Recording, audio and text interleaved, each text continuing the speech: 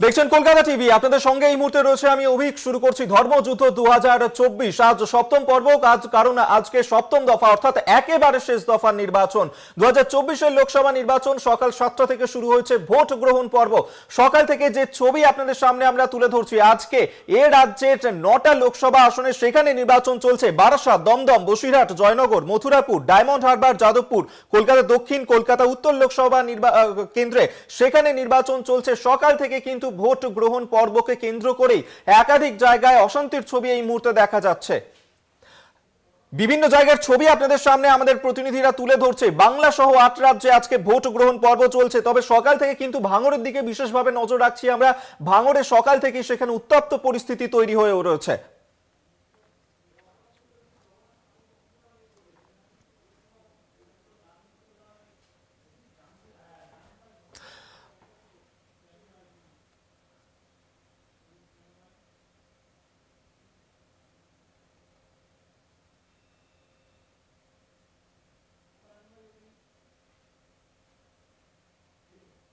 রাজ্যের 9টা কেন্দ্রে লোকসভা নির্বাচন তো চলছে, তবে বরানগর সেখানে আজকে উপনির্বাচন রয়েছে। আমরা সরাসরি এই মুহূর্তে বরানগরের দিকেও নজর রাখবো। একদিকে লোকসভা নির্বাচন, পাশাপাশি উপনির্বাচন, সব মিলিয়ে সেখানকার কি পরিস্থিতি আমরা সরাসরি সেই ছবি আপনাদের সামনে আমরা তুলে ধরবো। সেখান থেকে আমাদের সঙ্গে থাকবেন আমাদের প্রতিনিধি আমরা জগন্নাথ সামন্ত এই মুহূর্তে আমাদের সঙ্গে সরাসরি রয়েছেন। জগন্নাথের কাছে যাব সরাসরি। জগন্নাথ, ভোট পর্ব ইতিমধ্যেই শুরু হয়েছে। একদিকে যেমন বরানগরে সেখানে উপনির্বাচন রয়েছে, পাশাপাশি লোকসভা নির্বাচন রয়েছে। সব মিলিয়ে কি পরিস্থিতি সকাল থেকে?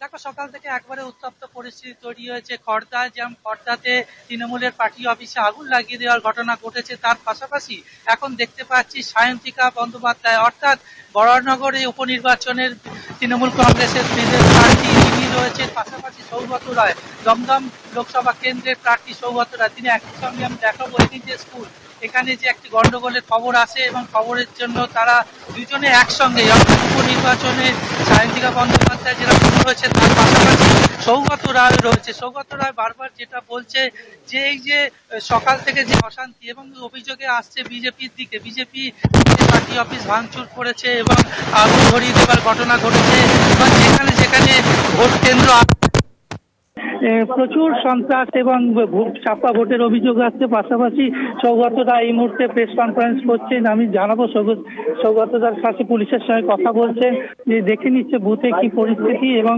পরিস্থিতিটা খতিয়ে দেখছে। এবং সৌগত রায় এই মুহূর্তে কি বলছেন একটু কি শোনানো সম্ভব? দেখো, আমি চেষ্টা করছি দাদা সকাল থেকে ঘুরতে পরিস্থিতি ডিস্টার্ব করবেন আপনারা আমাদের কাছে। সকাল থেকে দেখা যাচ্ছে সৌগত রায় একবারে নিজেই মেজাজ হারাচ্ছে, দেখছেন মেজাজ হারিয়ে ফেলছেন। অর্থাৎ যে পরিস্থিতি তৈরি হচ্ছে এবং যে পরিস্থিতি তৈরি হচ্ছে এবার যখন তখন মানে দেখতে পাচ্ছ মিডিয়ার সাথে যখন কথা বলতে যাচ্ছে তিনি সকাল থেকে, তার মানে বুঝতে পারছো তিনি একটু চাপে রয়েছে, যার জন্যই সকাল থেকে সৌগত রায় সরকার অভিযোগ করছে সেখানে। কিন্তু কেন্দ্রীয় বাহিনী তারা তো রয়েছে, কি ভূমিকা দেখতে পাচ্ছ তাদেরকে? কেন্দ্রীয় বাহিনী সকাল থেকে খুব কড়া নিরাপত্তার সঙ্গে কাজ করছে। একবারে বুথের মধ্যে যেরকম রয়েছে, পাশাপাশি বুথের বাইরেও তারা নিরাপত্তার গলায় দিয়ে ঘিরে দিয়েছে।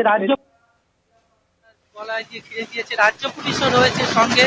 দেখাতে বলবো ক্যামেরা পার্সন যে রাজ্য পুলিশ যেরকম বাইরে এখানে নিরাপত্তায় রয়েছে এবং যারা ভোটাররা রয়েছে এখানে। আমি কয়েকজন ভোটারদের সঙ্গে কথা বলে নেবো। সকাল থেকে লাইনে দাঁড়িয়ে আছে।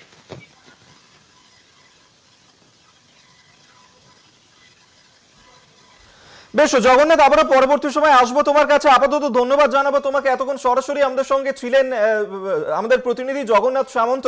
একদিকে যেমন চলছে লোকসভা নির্বাচন, পাশাপাশি বরানগরে উপনির্বাচনের ছবিটা আপনাদের সামনে তুলে ধরছিলাম।